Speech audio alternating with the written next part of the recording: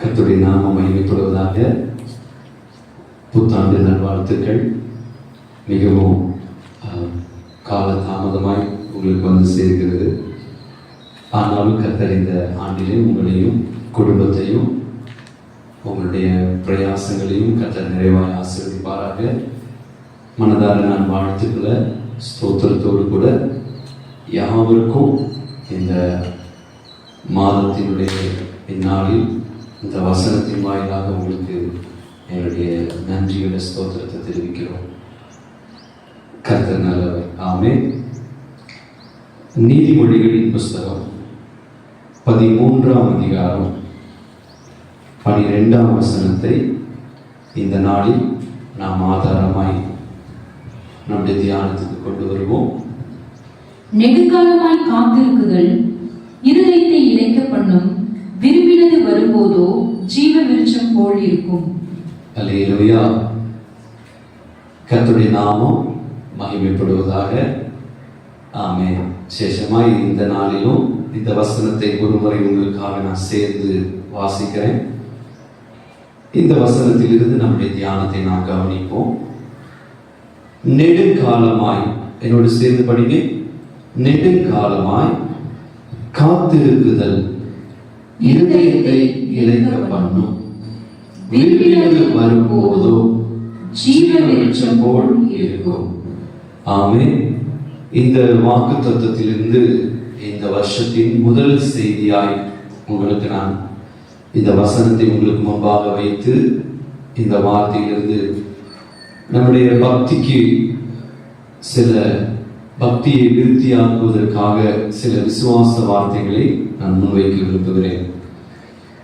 நெடுங்காலமாய் காத்திருக்குதல் இருதயத்தை இளைக்க பண்ணும், ஆனால் விரும்பினது வரும் போதோ அது ஜீவ விருட்சம் போல் இருக்கும் என்று சாலமோனின் நீதிமொழிகளில் நாம் படிக்கிறோம். நெடுங்காலமாய் ஒரு காரியங்களை நாம் காத்து கொண்டிருப்போமானால் காத்து கொண்டிருக்கிறவர்களுக்கு தேவன் தருகிற நல் வார்த்தை, நீங்கள் விரும்பின காரியம் வரும். ஆமென். நீங்கள் விரும்பினது வரும் என்று இந்த வருஷத்தின் துவக்கத்திலே கர்த்தர் நமக்கு ஆண்டவர் வாக்கு கொடுக்கிறார். நீதிமொழிகள்ல நீதிமான் விரும்புகிறதை அவனுக்கு கொடுப்பேன்னு சொல்லி கர்த்தர் சொல்லி இருக்கிறார். அப்படியானால் இந்த ஆண்டுல நாம் விரும்புகிற காரியத்தில நம்முடைய விருப்பத்தை கர்த்தர் பூர்த்தியாய் தரப்போகிறார். ஆமென். நான் ஒரு காரியத்தை சொல்லிவிட்டு நான் துவக்கத்தில் ஒரு ஆதாரமாய் உங்களோடு கூட சில பேச விரும்புகிறேன். ஒருவேளை நெடுங்காலமாய் நான் காத்திருக்கிறேன் என்று சொல்கிறவர்கள் இந்த செய்தியை கேட்பீர்களானால், நீங்கள் நெடுங்காலமாய் காத்திருக்கிறவர்களுடைய கவனத்திற்கு ஒரு வார்த்தை. ஒருவேளை நீங்கள் விரும்பினது இந்த ஆண்டின் துவக்கத்தில் கர்த்தர் கொடுத்து விட்டால், அந்த விரும்பினது வந்து சேரும் போது நாம் எப்படி நடந்து கொள்ள வேண்டும் அதையும் கவனிக்க வேண்டும். 1-2 வசனங்களை, நபர்களை மட்டும் மேற்கோள் காட்டுகிறேன். லூக்கா சுவிசேஷம் 15ஆம் அதிகாரத்துல ஒரு தகப்பனுக்கு 2 குமாரர்கள் இருந்தார்கள். அதில் ஒரு மூத்த குமாரன் தன் தகப்பனோடு கூட இருந்தார். ஆனால் இளைய குமாரன் ஒரு நாள் தகப்பனுடைய ஆஸ்திகளை, சொத்துக்களை, அவனுக்கு வர வேண்டிய பங்கை அவன் பெற்றுக்கொண்டு தூர தேசத்துக்கு கடந்து போனான். அவன் தூர தேசத்துக்கு கடந்து போய் அவன் மனப்பூர்வமாய், அவன் சந்தோஷமாய் பாவ காரியங்களுக்கு செலவு செஞ்சான்னு படிக்கிறோம். அப்படியானால் அவன் விரும்பினது, நெடுங்காலமாய் காத்திருந்து கேட்டு விரும்பினது அவன் பெற்றுக்கொண்டான். ஆனால் பெற்றுக்கொண்டது அவனுக்கு இளைப்பாறுதலை கொடுக்கவில்லை, மாறாக இளைக்க பண்ணினது. நீதிமொழிகளை படித்தோமே, இருதயத்தை இளைக்க பண்ணும். இந்த செய்திக்கு நான் ஆதாரமாய் இப்படி ஒரு வார்த்தையை வைக்கிறேன்.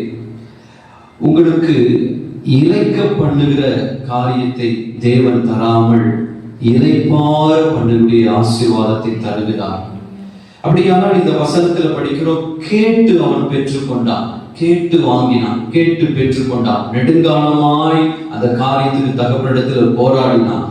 ஆனால் ஒரு நாள் பெற்றுக்கொண்டவன் அந்த ஆசீர்வாதங்களை வைத்து இளைப்பாற முடிந்ததா என்று பார்த்தால் ஒரு நாள் வந்த போது அவன் பசியும் பட்டினியுமாய் ஒரு குடியானவனுடைய வீட்டில் போய் வேலைக்கு கேட்டு பன்றி திங்கிற தவிடினால் தன்னுடைய ஆகாரத்தை, தன்னுடைய ஒரு நேர போஜனத்தை அவன் பூர்த்தி செய்ய விரும்பினான். ஆனாலும் அது இளைப்பாறுதலா இல்ல, இளைக்க செய்தது. இரண்டாவது ஒரு சம்பவத்தை நினைப்பூட்டுகிறேன். இயேசுவோடு கூட எப்பொழுதும் கூடவே இருந்து தன்னோடு கூட தன்னுடைய ஊழிய காரியத்தை கவனித்த நல்ல ஒரு தேவனுடைய அப்போஸ்தலனாகிய யூதா ஸ்காரியோத். இந்த மனிதன் ஆண்டவரோடு கூட இருந்தாலும் ஒரு நாளில் அவனுடைய உள்ளத்துல பண ஆசை, பொருளாசை வந்தபோது 30 வெள்ளி காசுக்காக ஆண்டவரை முத்தத்தினால் காட்டி கொடுத்தான். முத்தத்தினால் காட்டி கொடுத்தவன் அந்த 30 வெள்ளி காசை வாங்கி கொண்டு போய் இளைப்பாற முடிந்ததா, சந்தோஷப்பட முடிந்ததா என்று பார்த்தால் அவன் இளைப்பாற முடியவில்லை. மாறாக அவன் விரும்பி வாங்கினதை தேவாலயத்தில் போய் தூக்கி போட்டு விசிறிவிட்டு அவன் என்ன செய்தான்? நான்று கொண்டு இறந்தான். அப்படியானால் அவன் பெற்றுக்கொண்டது, விரும்பினது வந்த போது அவனால் இளைப்பாற முடியவில்லை, மாறாக இளைக்க செய்தது. அது மட்டுமல்ல, சங்கீதம் 106 சங்கீதம் 15 வசனத்தில் படிக்கிறோம். இஸ்ரவேல் ஜனங்களுடைய நீண்ட இஸ்ரவேல் அந்த யாத்திரை பயணத்துல அவர்கள் அநேக காரியங்களை கேட்டார்கள். படிங்க. அப்பொழுது அவர்கள் கேட்டதை அவர்களுக்கு கொடுத்தார். ஆண்டவர் அவர்களுக்கு கொடுத்தார். அவர்கள் ஆத்துமாக்களிலோ இளைப்பை தேவன் அனுப்பினார்.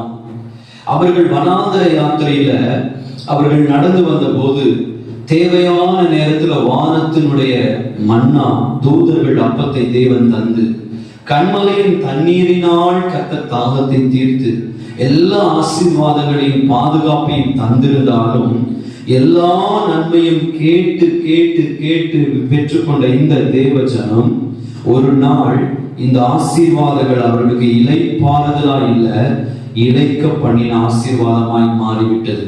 இந்த நாட்களில் நான் உங்களோடு சொல்கிறேன், இந்த வருஷத்தினுடைய துவக்கத்தில் நாம் எத்தனை காரியங்கள் கேட்டோம் தேவனிடத்துல, எத்தனையோ காரியங்களை தேவனிடத்துல வற்புறுத்தி கேட்டோம்.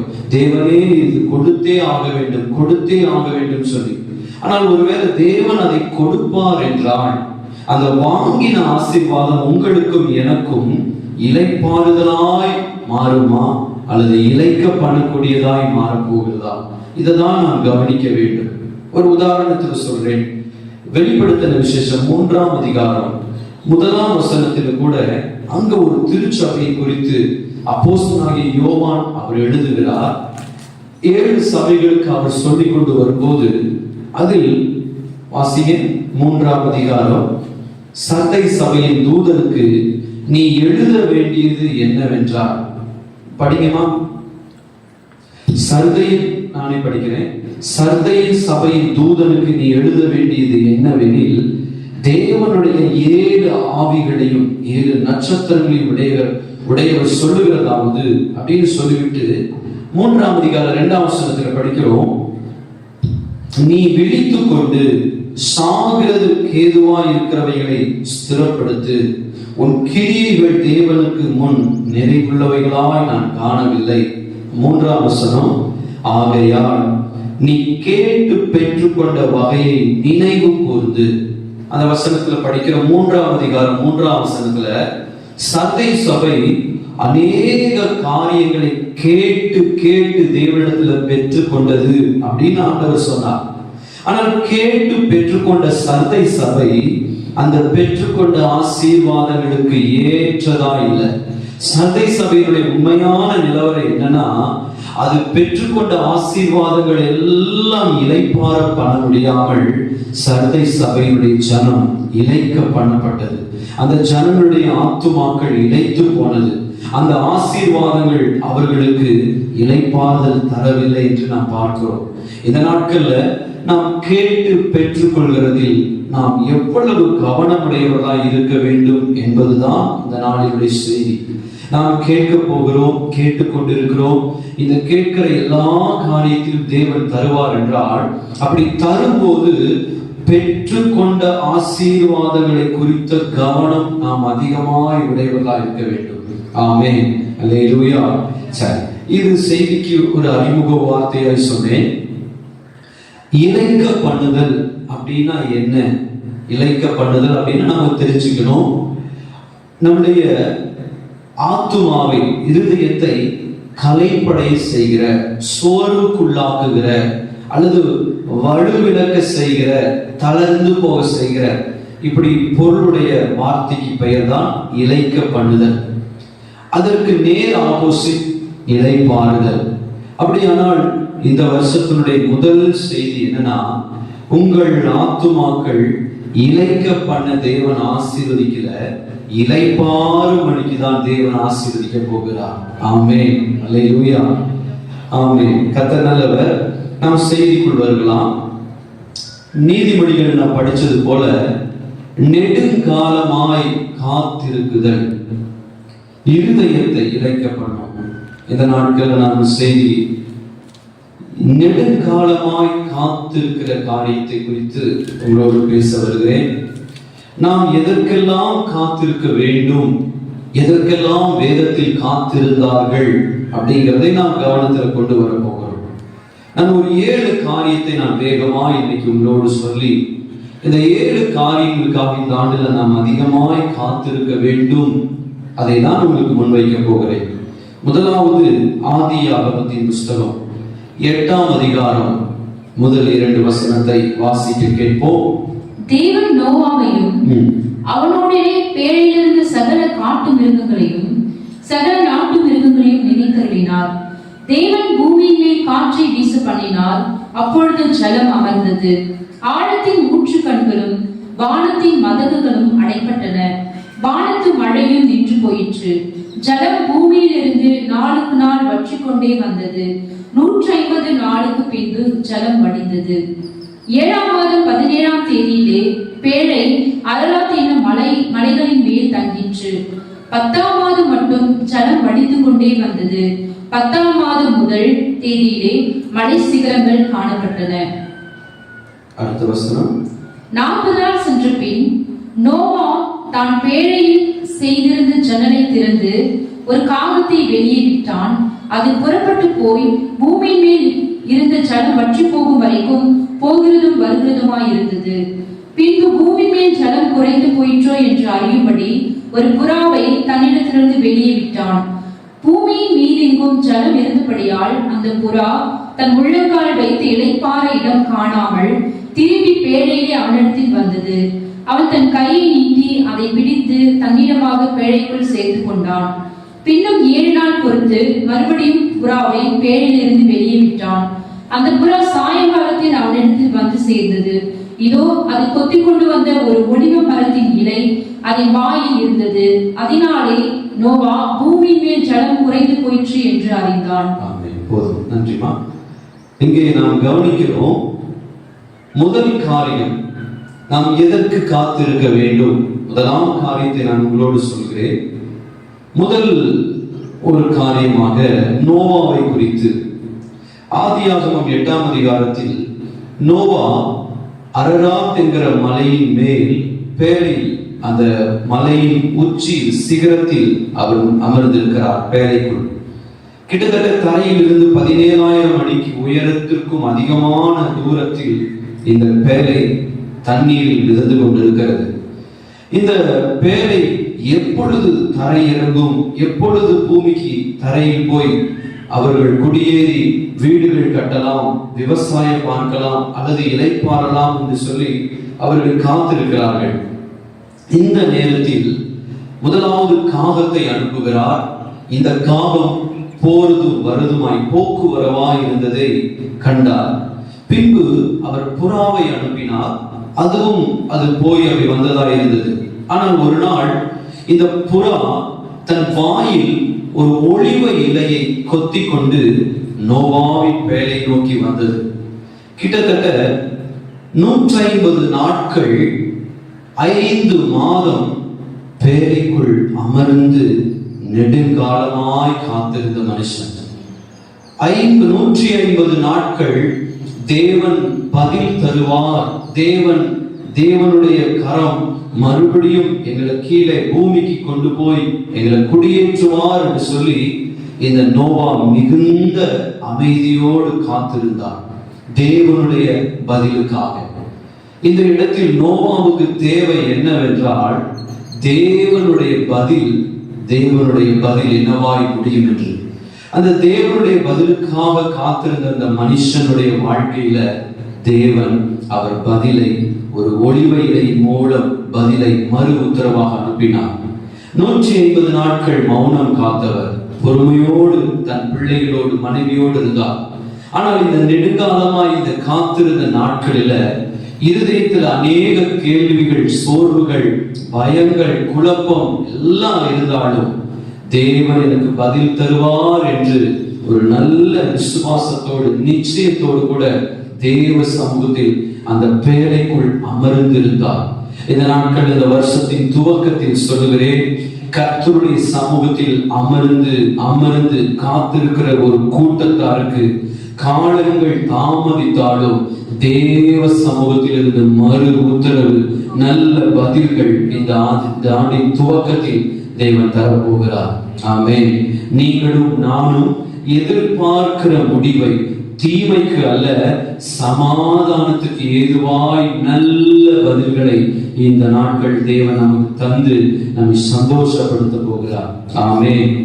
அப்படியானால் முதலாவது ஒரு காரியம், இந்த பேழைக்குள் காத்திருந்த நோவா, பேழையில் தன் குடும்பத்தோடு காத்திருந்த குடும்பத்தினராகி இந்த பிள்ளைகளுக்கு பதில்களை அனுப்பி அவர்களை இளைக்க பண்ணாமல் பதில்களை அனுப்பி இளைப்பார பண்ணினார் என்று நாம் முதல் சத்தியமாய் அறிந்து கொள்கிறோம்.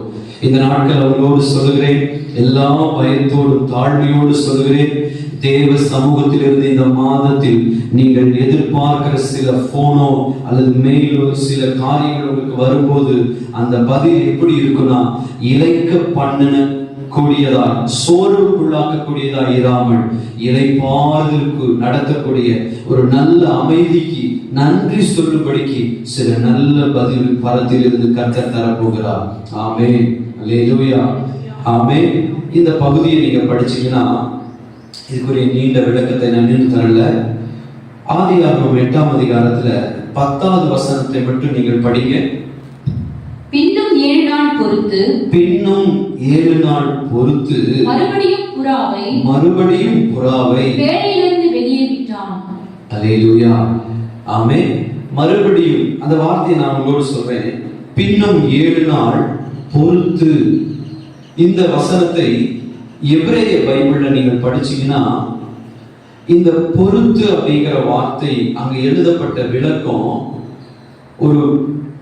ஒரு மனுஷன் வழி துடித்து அவன் இளைப்பாற காத்திருக்கிறதுக்கு அப்படிங்கிற வார்த்தை அந்த இடத்துல உபயோகப்படுத்தப்பட்டிருக்கிறது. கூல், KHOOL அந்த வேர்டு அங்க எழுதப்பட்டிருக்கிறது. அதனுடைய பொருள் வழி துடிக்கிற மனுஷனுக்கு ஒரு நல்ல சிகிச்சை கிடைக்கிறதுக்கு சமமாய் சொல்லப்பட்டிருக்கிறது. அப்படியானால் நோவாவுக்கு காத்திருந்த நாட்கள்ல ஒரு நல்ல பதிலை கர்த்தர் கொடுத்தார். இந்த நாட்கள்ல உங்களுடைய உள்ளங்கள் காயங்களால் நிரப்பப்பட்டிருக்குமானால் காயப்பட்ட உங்கள் உள்ளத்துக்கு தேவனுடைய பதில் ஒரு நல்ல ஔஷதமாய் மாறும். ஆமென். அல்லேலூயா. நான் இந்த பகுதியில் ஒரு சொல்லுகிறேன், இந்த காகத்தை குறித்தும் புறாவை குறித்து நிறைய இருக்குது. ஒரு வார்த்தையை மட்டும் நான் சொல்லி முடிக்கிறேன். இதுல இந்த காகம் போறதும் வரதுமா இருந்தது. அதில் தேவையான அந்த தண்ணீருக்கு மேல் மிதந்து கொண்டிருக்கிற மாம்சங்களை, இறைச்சிகளை, செத்து போன பிரேதங்களை அது சாப்பிட்டு போறது வரதுமா இருக்கிறது. இந்த காகத்தை குறித்து பார்த்தீங்கன்னா 40 மைல் தூரம் அது சுற்றி அது தன்னுடைய பசியை தீர்த்து கொண்டு நோவாவுக்கு பதில் தராமல் போனது. ஆனால் இந்த புறாவை குறித்து பார்த்தீங்கன்னா அது கிட்டத்தட்ட 600 மைல்கள் தூரம் அது பிரயாணப்படக்கூடிய அளவுக்கு ஒரு பறவை இனம். இந்த புறா அப்படி இந்த காகத்தை போல இல்லாதபடிக்கு ஒரு நல்ல தேவனுடைய பரிசுத்த ஆவியானவருக்கு அடையாளமாய் ஒரு நல்ல பதிலை கொடுத்து அந்த நோவாவை இளைப்பாற பண்ணினது. இந்த நாட்களில் கூட முதல் காரியம், பதில்களுக்காக கர்த்தருடைய சமூகத்தில் இருந்து எனக்கு பதில் வரும் என்று நம்பி இருக்கிறவர்களுக்கு முதலாவது ஒரு வார்த்தை, நிச்சயமாய் முடிவு உண்டு. நீங்கள் எதிர்பார்க்கிற நல் பதில்களை தேவன் தந்தருடுவார். ஆமென். இரண்டாவதாக 147 சங்கீதம் 11 வசனத்தை வாசிப்போமானால், வாசிங்க. தமக்கு பயந்து தமது கிருபைக்கு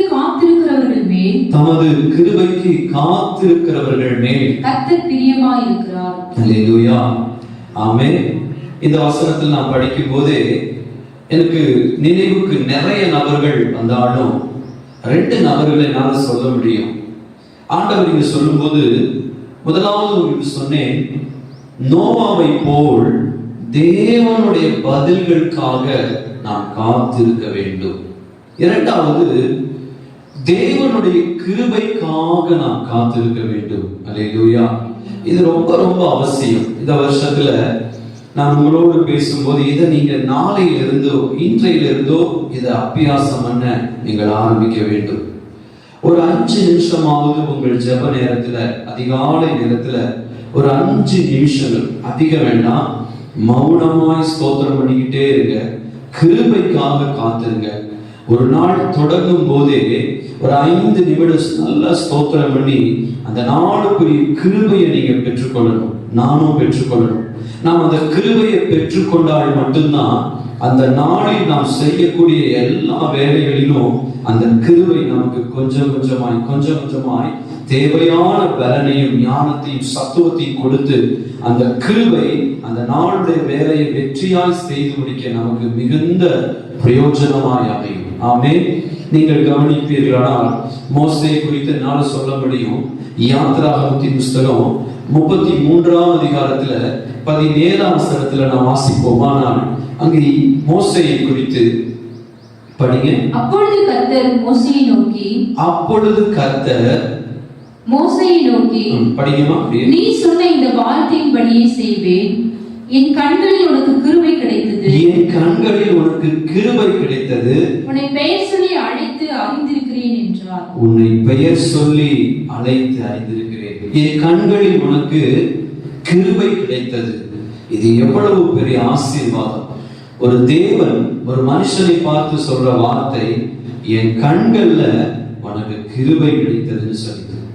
இந்த வனாந்தர பயணத்துல கிட்டத்தட்ட யாக்கோபு, நீங்கள் எகிப்துல 40 ஆண்டுகள் முடித்து இந்த மீதியான் தேசத்தில், அதாவது திருமணமாய் அவருடைய வாழ்க்கை தொடங்கும் போது அவர் அடுத்த 40 ஆண்டு காலத்துல அந்த சீனாயினுடைய பர்வதங்களிலும் வனாந்தரத்தினுடைய பகுதிகளிலும் நிறைய பிரயாணப்பட்டார். இந்த அடுத்த 40 ஆண்டுகள் காலத்துல இந்த இஸ்ரவேல் ஜனங்கள் கேட்ட கேள்விகளும் முறையிட்ட முறையீடுகளும் முறுமுறுப்புகளும் அவர்களுக்கு கொடுத்த மன அழுத்தங்களும் தொந்தரவுகளும் எல்லா பிரச்சனைகளையும் ஜெயிக்கிறதுக்கு தேவையா இருந்த ஒன்றே ஒன்றுதான், அது தேவ கிருபை.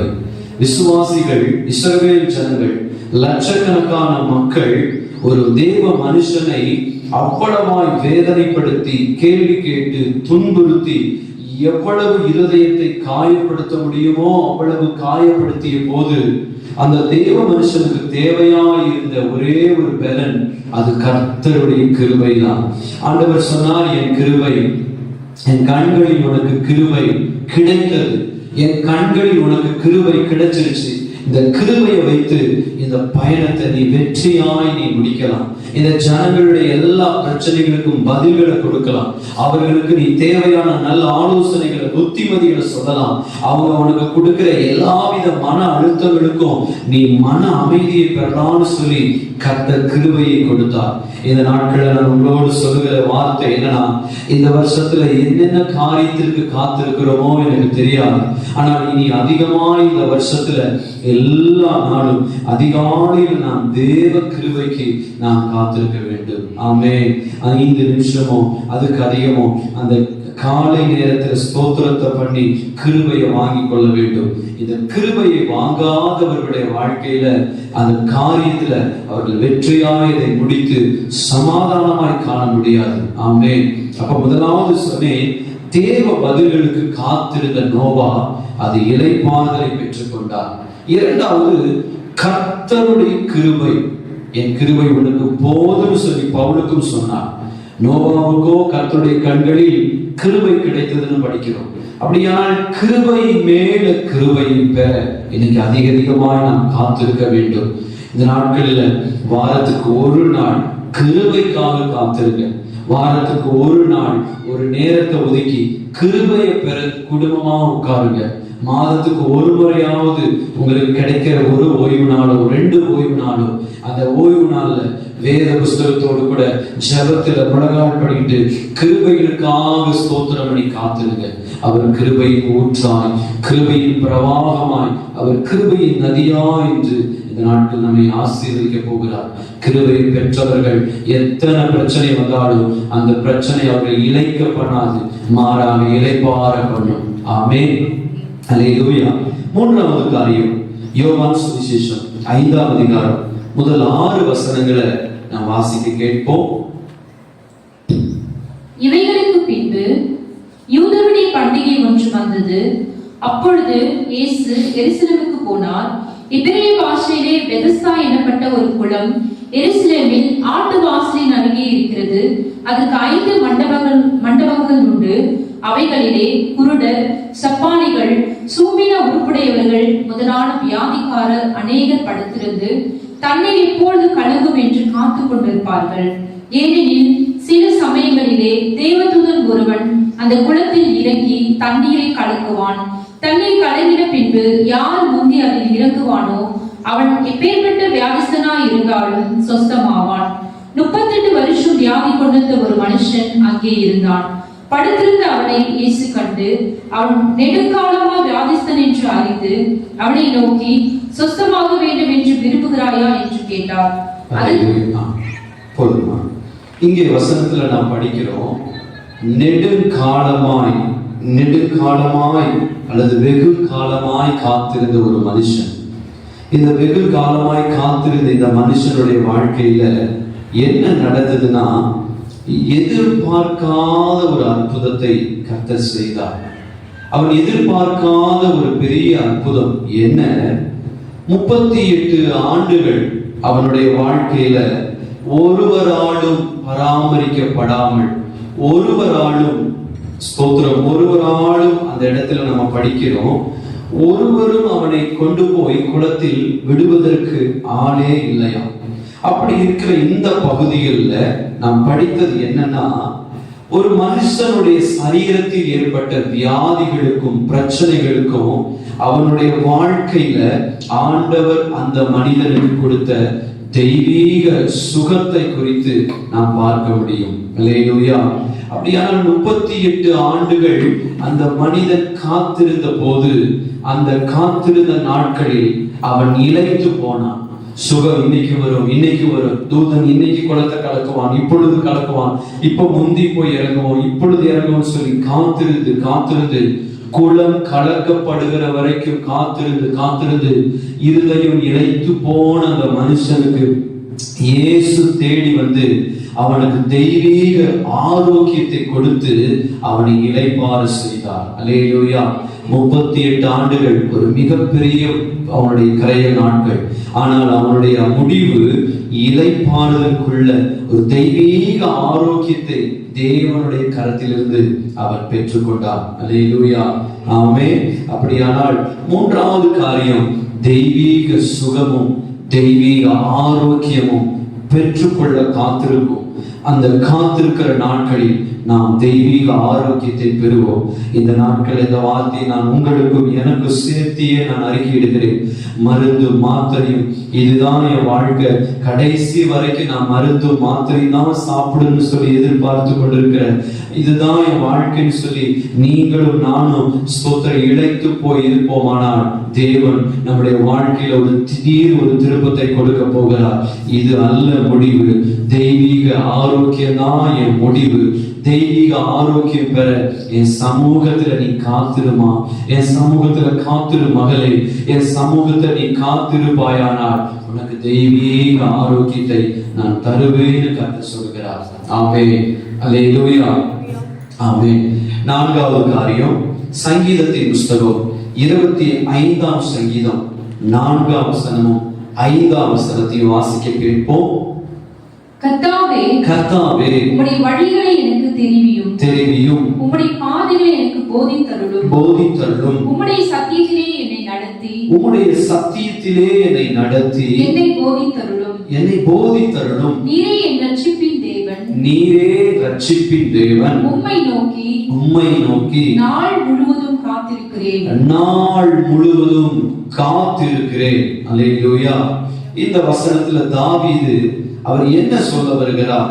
முதலாவது உங்களுக்கு சொன்னேன், எதற்காக காத்திருக்க வேண்டுமா? தேவன் தருகிற பதில்களுக்காக நாம் காத்திருக்க வேண்டும். இரண்டாவது சொன்னேன், தேவன் தருகிற கிருபைக்காக காத்திருக்க வேண்டும். மூன்றாவது, தேவன் தருகிற தெய்வீக ஆரோக்கியத்திற்கு காத்திருக்க வேண்டும். நான்காவது, இங்கே நாம் படிச்சோம் சங்கீதம் 25:4-5 தாவீது அந்த வசனத்தை 5ஆம் வசனத்தை மட்டும் படிக்குமா? உம்முடைய சத்தியத்திலே என்னை நடத்தி என்னை போதித்தருளும். நீரே என் ரட்சிப்பின் தேவன். போதும். 4ஆம் வசனத்தினுடைய 2ஆம் பகுதி, உம்முடைய பாதைகளை எனக்கு போதித்தருளும். அதே 25ஆம் சங்கீதம் 21ஆவது வசனத்தை படிப்போமானால், உத்தமமும் நேர்மையும் என்னை காக்க கடவது, நான் உமக்கு காத்திருக்கிறேன். இங்கே சங்கீதத்துல தாவீது சொல்கிறார், 25ஆம் சங்கீதத்துடைய 4-5 வசனத்துல என்ன காரியத்திற்காக அவர் காத்திருக்கிறேன்னு சொல்கிறார்? தேவனுடைய வழிகள், தேவனுடைய நடத்துதல், தேவன்தான் என்னை வழி நடத்த வேண்டும், தேவனுடைய வழி நடத்துதல் எனக்கு தேவை என்று தேவனுடைய வழி நடத்துதலுக்காக காத்திருக்கிறேன் என்று அந்த பகுதியில் அவர் சொல்லுகிறார். ஆமென். என்னோட கரங்களை உயர்த்தி ஆமென். அப்படியானால் இந்த ஆண்டில் நான் உங்களுக்கு முன் வைக்கிற வார்த்தை, உங்களுக்கும் எனக்கும் தேவனுடைய வழி நடத்துதல் மிக மிக அவசியம். தேவனுடைய வழி நடத்துதல் இல்லாமல் அநேக தவறான பாதைகளுக்கும், தவறான முடிவுகளுக்கும், தவறான ஐக்கியத்திற்கும், தவறான சில பங்கெடுக்கிற காரியங்களுக்கும் போகிறார்கள். அவர்களுக்கு சரியான வழி நடத்துதல் இல்லாதபடியால் வீணான பொருளாதார நஷ்டங்கள், வீண் செலவுகள், ஏமாற்றங்கள், இறுதியாக ஆத்துமாவிலே விரக்தி உண்டாகி அவர்கள் மரணத்திற்கு ஓடுகிறார்கள். தவறான வழி நடத்துதல் இந்த நாட்களில் உங்களுக்கும் எனக்கும் தேவை.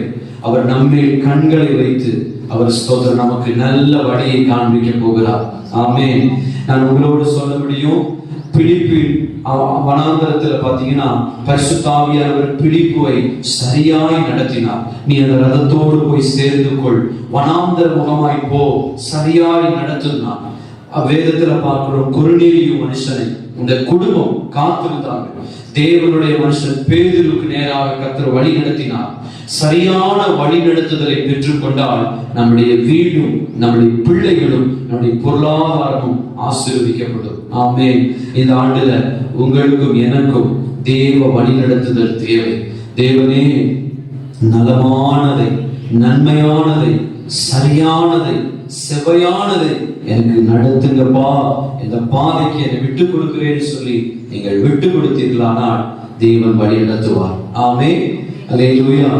அடுத்தது 5ஆவதாக, இந்த 4ஆவது காரியத்தில் நான் ஒரு வார்த்தையை சொல்லி முடிக்கிறேன். தேவனுடைய வழி நடத்துதலை பெற்றுக்கொண்டால் நம்முடைய ஆத்துமா இளைக்கிறதுக்கு பதிலாக அது இளைப்பார். 4ஆவது சொல்கிறேன், தேவ வழி நடத்துதலை பெற்றுக்கொண்டால் நாம் இளைப்பாற முடியும். ஆமென். 5ஆவது வசனம், 5ஆவது குறிப்பு, எபிரேயர் புஸ்தகம் 6ஆம் அதிகாரம் 14ஆம் வசனம் 15ஆம் வசனம். எபிரேயர் 6:14-15. நிச்சயமாக நான் உன்னை ஆசீர்வதிக்கவே ஆசீர்வதித்து உன்னை பெருகவே பெருக பண்ணுவேன் என்றார்.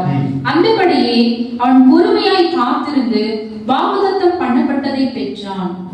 அடுத்த வசனம், மனுஷர் தங்களிலும் பெரியவர் பேரில் ஆணையிடுவார்கள், உறுதி பண்ணும்படிக்கு ஆணையிடுதலை சகல விவாதத்திற்கும் முடிவு.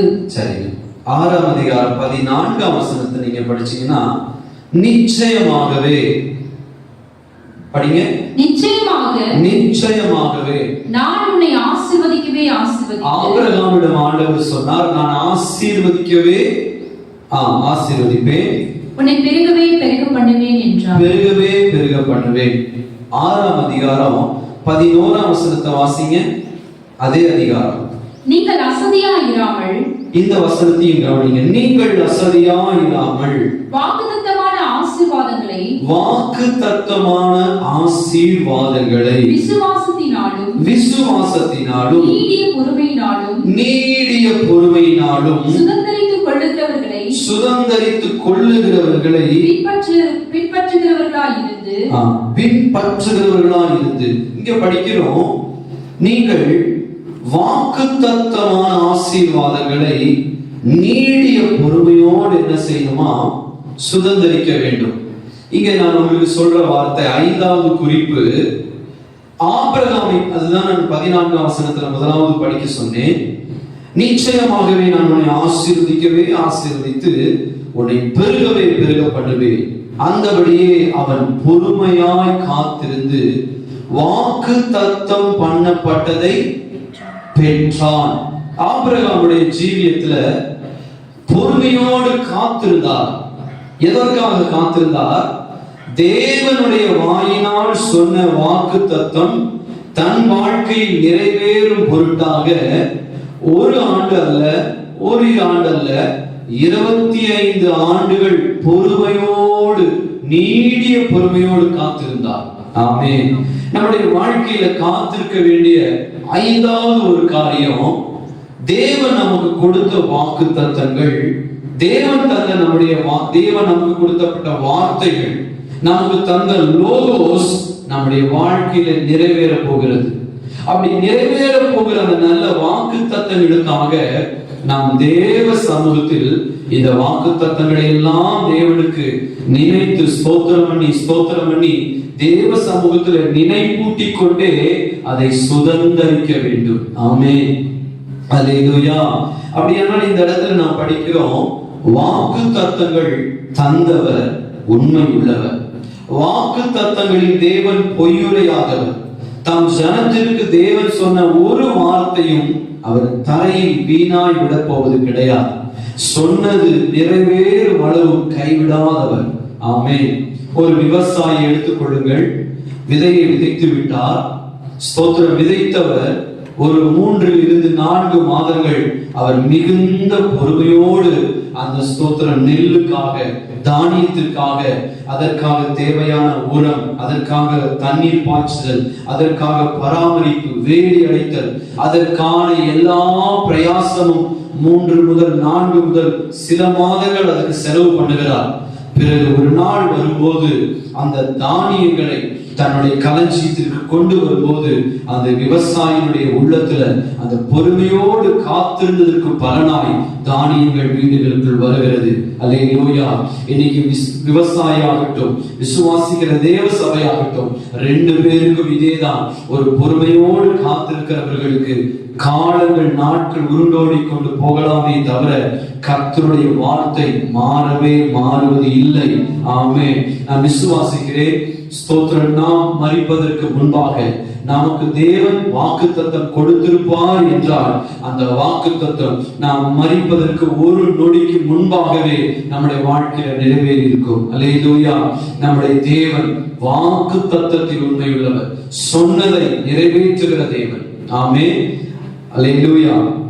அப்ப 5வது காரியமாய் ஆபிரகாமுடைய ஜீவியத்துல படிச்சோம். இதை குறித்து நீங்க இன்னும் விளக்கமாய் படிக்கணும்னா ரோமர் 4ஆம் அதிகாரம் 18ஆம் வசனத்திலிருந்து 23ஆம் வசனம் வரைக்கும் நீங்க வீட்டில் படிங்க. இந்த வசனத்துல எப்படி ஆபிரகாம் இந்த வாக்குத்தத்தம் நிறைவேறுவதற்கு பொறுமையோடு என்னென்னலாம் செஞ்சார். அவர் நம்பினார், சந்தேகப்படாதிருந்தார், விசுவாசித்தார், அறிக்கையிட்டார், அதை உரிமை பாராட்டினார், அதற்கு நன்றி செலுத்தினார், விசுவாசத்தில் சோர்ந்து போகாதிருந்தார் என்று சொல்லி நிறைய காரியங்கள் அங்கு எழுதப்பட்டிருக்கிறது.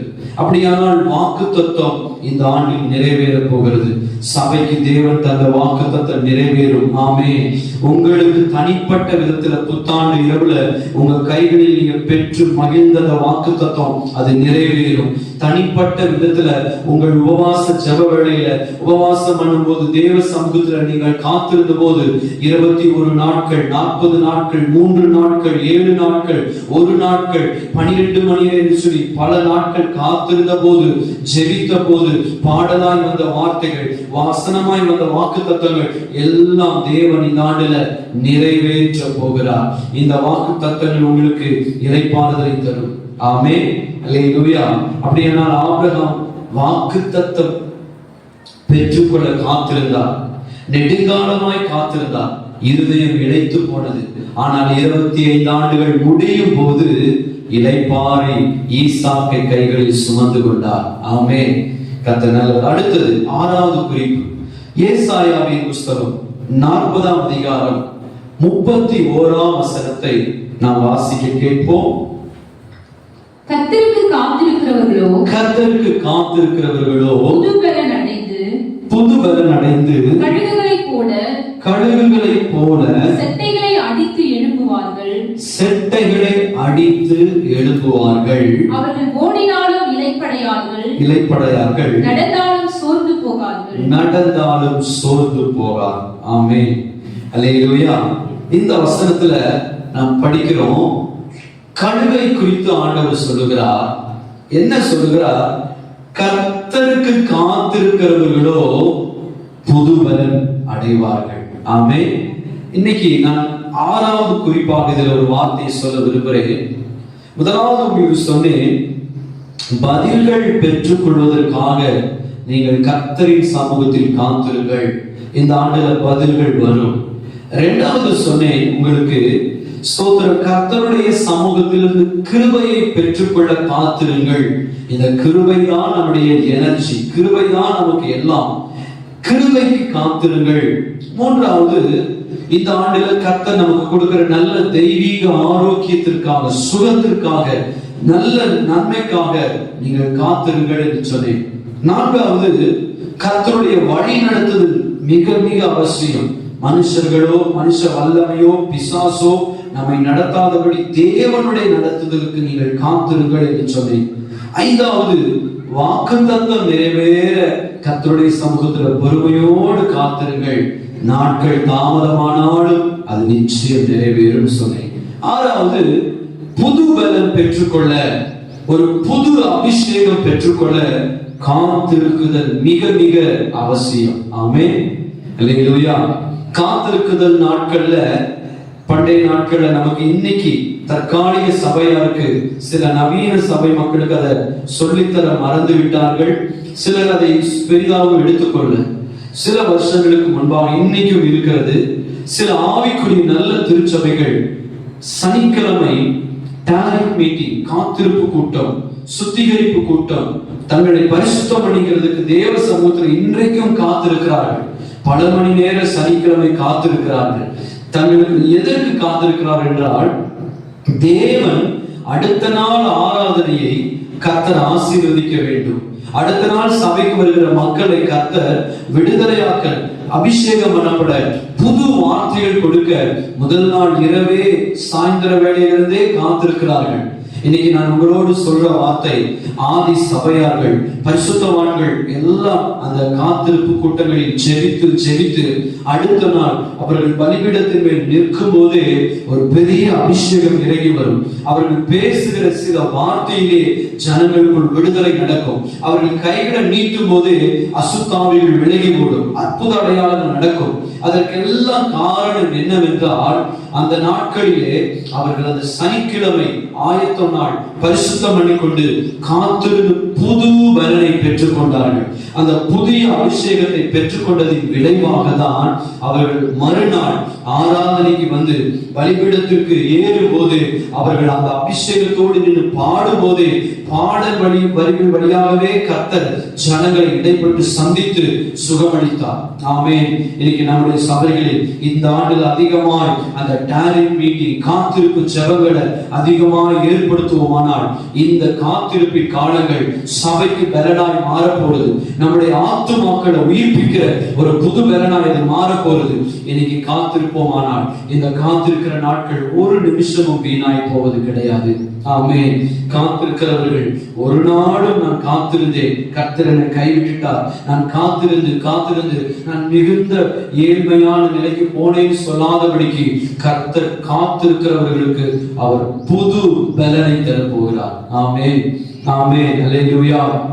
கழுகை குறித்து நமக்கு தெரியும், அது பொறுமையோடு ஸ்தோத்திரம் 40 வருஷங்கள் அது நீண்ட பிரயாணம் பண்ணி அடுத்து புதுபரனுக்காக அது ஒரு நல்ல செங்குத்தான ஒரு நல்ல பாறையின் மேல் அந்த மலையின் மேல் ஏறி அந்த வெடிப்புகளில் உட்கார்ந்து தன் உடல் முழுக்க பழைய ரோமங்களை எடுத்து தன்னுடைய கூர்மையான அழகினை கொண்டு அதை எல்லாம் அடைத்து நகங்களை அது தானே எடுத்து விட்டு அது மறுபடியும் புது ரோமத்திற்காக புது பலனுக்காக காத்திருந்து அடுத்த 10 ஆண்டுகள் மௌனமாய் ஒருவருடைய கண்களுக்கோ தெரியாமல் ஏதோ இடத்துல காத்திருக்கிறது.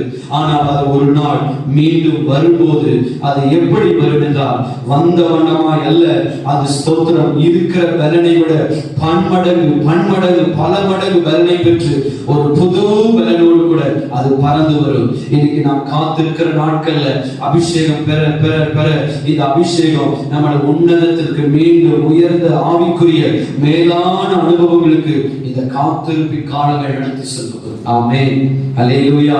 அப்படியானால் காத்திருக்கிற காலத்துல நமக்கு தேவன் புது பலனை தந்து நம்முடைய ஆத்துமாவை இளைப்பாற செய்வார். அல்லேலூயா. இறுதியாக கடைசி 7வது குறிப்பு, இது மிக மிக அவசியமாய் எபிரேயரின் புஸ்தகம் 9ஆம் அதிகாரம் அதனுடைய கடைசி வசனம் 28ஆம் வசனத்தை வாசிக்க கேட்போம். எபிரேயர் 9:28.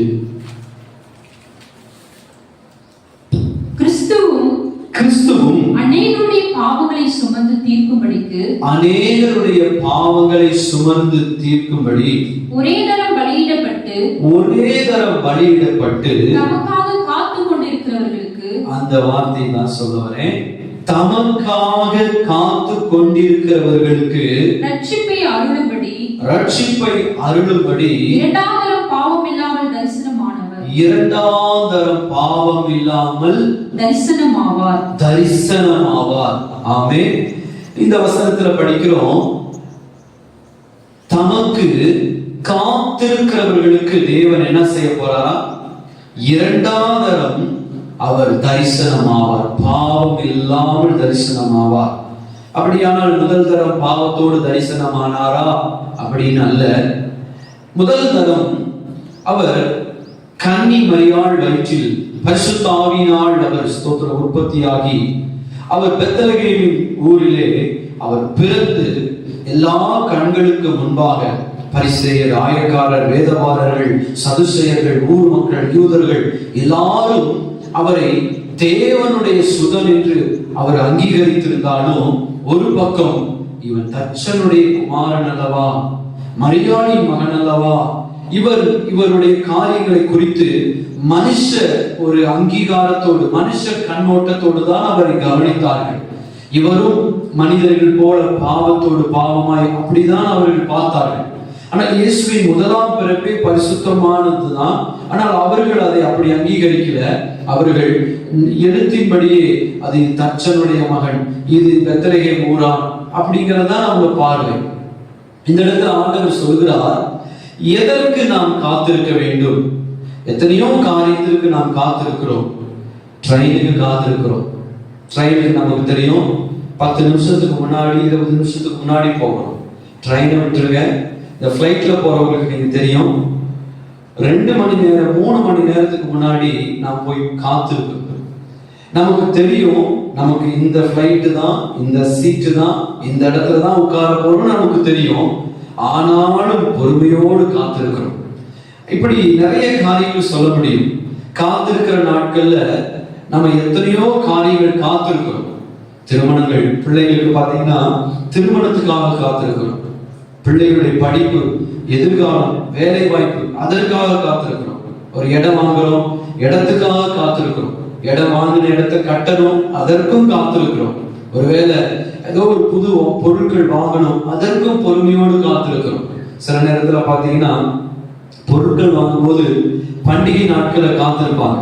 பொங்கல் வருது, ஆஃபர் போடுவாங்க. தீபாவளி வருது, ரம்ஜான் வருது, ஃபெஸ்டிவல் டைம்ல வாங்கினா கொஞ்சம் ஆஃபர் கிடைக்குன்னு சொல்லி எதுக்கோ காத்திருக்காங்க. ஆனால் இன்னைக்கு சபை காத்திருக்க வேண்டிய கடைசி ஒரு காரியம், இயேசுவினுடைய மறுபடியும் வரப்போகிற வருகைக்காக நாம் காத்திருக்க வேண்டும். அல்லேலூயா. இன்னைக்கு இயேசு மறுபடியும் வருவாரா என்ற நம்பிக்கை இழந்திருக்கிறார்கள். ஒரு கூட்டம் நம்பிக்கையோடு காத்திருந்தாலும் இன்னொரு பக்கத்துல அந்த வருகை குறித்த உணர்வே இல்லாமல் மக்கள் வாழ்கிறார்கள். இன்னைக்கு சபை காத்திருக்க வேண்டும். எதற்காகனா கர்த்தர் வருவார் என்ற அந்த நம்பிக்கையோடு காத்திருக்க வேண்டும். இயேசு முதலாம் தரம் பெத்லகேம் ஊரில் கன்னி மரியா வயிற்றில் அவதரித்திருந்தாலும், ஒரு ஸ்தோத்திர பிள்ளையார் அவதரித்திருந்தாலும், அதே ஸ்தோத்திர பட்டணத்தின் ஜனங்களுக்கு முன்பாக வளர்ந்திருந்தாலும், ஆனால் கர்த்தர் ஒரு பாவ நிவாரண பலியாய் உலகம் தோன்றுவதற்கு முன்பாக அடிக்கப்படுவதற்காக தெரிந்து கொள்ளப்பட்ட தேவாண்டுகுட்டியாய் வெளிப்பட்ட தேவகுமாரன் இரண்டாவதரம் அவர் பாவ நிவாரண பலியாய் வரப்போவது கிடையாது. மாறாக ராஜாதி ராஜாவாய், கர்த்தாதி கர்த்தாவாய், நம்முடைய தேவாதி தேவனாய், மனவாளனாய் மத்திய வானத்தில் கர்த்தர் வரப்போகிறார். அல்லேலூயா. அவருடைய வருகை மிக மிக சமீபம். அந்த வருகைக்கு போக வேண்டும் என்றால் திருச்சபையில கட்டாயமாய் காத்திருக்கிற ஒரு கூட்டத்தை தேவன் அவர் கவனித்துக் கொண்டிருக்கிறார். கர்த்தரின் வருகைக்கு காத்திருக்கிறவர்களை அவர் கரமடித்து கொண்டு செல்வார். ஆமென். ஒரு வசனத்தை நான் உங்களுக்கு முன்பாக வைக்கிறேன். தீத்துவின் புஸ்தகம் 2ஆம் அதிகாரம் 13ஆம் வசனத்தை நீங்கள் வாசிப்பீங்கன்னா, வேகமா வாசிங்கமா.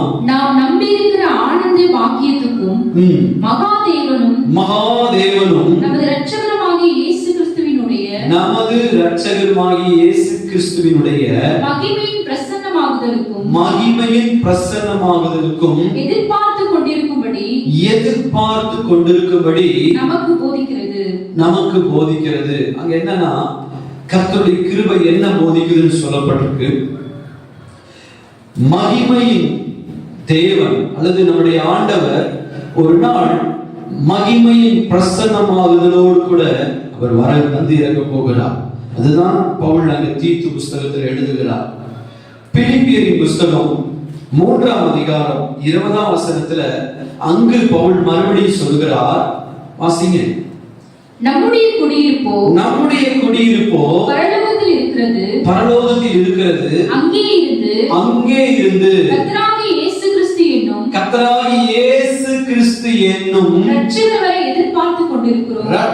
வரை எதிர்பார்த்து கொண்டிருக்கிறோம். பவுல் சொல்லுகிறார், இரட்சகர் வருகிறதற்காகவே நாங்கள் எதிர்பார்த்து கொண்டிருக்கிறோம். ஆமென். அங்கு தீத்து புஸ்தகத்துல படிக்கிறோம், மகிமையின் பிரசன்னமாகுதலோடு கூட வரப்போகிறார், அதற்காக எதிர்பார்க்கிறோம். அது மட்டுமல்ல, இங்கு சொன்னார் ஸ்தோத்திரம், அவர் எப்படியா அந்த இடத்துல நம்ம படிச்சோம், அவர் பரலோகத்திலிருந்து வரப்போகிறார், அவருடைய வருகைக்காக நாங்கள் இந்த நாட்களை எதிர்பார்க்கிறோங்கிறார். 2 பேதுருவின் புஸ்தகம் 3ஆம் அதிகாரம் 12ஆவது வசனத்திலையும் பவுல் பேதுருக்கு மறுபடியும் ஒரு வார்த்தை அங்க குறிப்பிடுகிறார். தேவனுடைய நாள் சீக்கிரமாய் வரும்படிக்கு மிகுந்த ஆவலோடு காத்திருங்கள். அந்த நாளில் வானங்கள் வெந்து அழிந்து பூதங்கள் எரிந்து உருகி போகும். ஆமென். இந்த வசனத்துல படிக்கிறோம், பேதுருவும் இங்கே சொல்லுகிறார், நீங்கள் எப்படி காத்திருக்க வேண்டுமா? மிகுந்த ஆவலோடு காத்திருக்க வேண்டுமா? எதற்கு மிகுந்த ஆவலோடு காத்திருக்கணுமா? தேவன் எப்படி பரமேறி போகும்போது அவர் சொல்லி போனாரோ மறுபடியும் அவர் வரப்போகிறார், அவர் வருகைக்காக மிகுந்த ஆவலோடு காத்திருங்கள் என்று சொல்கிறார். ஆமென். மிகுந்த ஆவலோடு காத்திருப்போம். ஏசாயாவின் புஸ்தகத்துல 30ஆம் அதிகாரத்தின் 18ஆம் வசனத்திலையும் அங்கு தீர்க்கதரிசி ஒரு வார்த்தை சொல்கிறார். ஆனாலும் உங்களுக்கு இறங்கும்படி கர்த்தர் காத்திருப்பாராம். உங்கள் மேல் மனதுருகும்படி எழுந்திருப்பார். கர்த்தர் நீதி செய்கிற தேவன். அவருக்கு காத்திருக்கிற அனைவரும் பாக்கியவான்கள். அல்லேலூயா. அந்த இடத்துல படிக்கிற அவருக்கு காத்திருக்கிறவர்கள் எப்படிப்பட்டவர்களா? பாக்கியவான்களாம். அவருக்கு காத்திருக்கிறவர்கள் அவர்கள் ஆசீர்வதிக்கப்பட்டவர்களாம். blessed people. அவர்களுக்கு காத்திருக்கிறவர்கள் அவர்கள் தான் ஆசீர்வதிக்கப்பட்ட ஜனம்.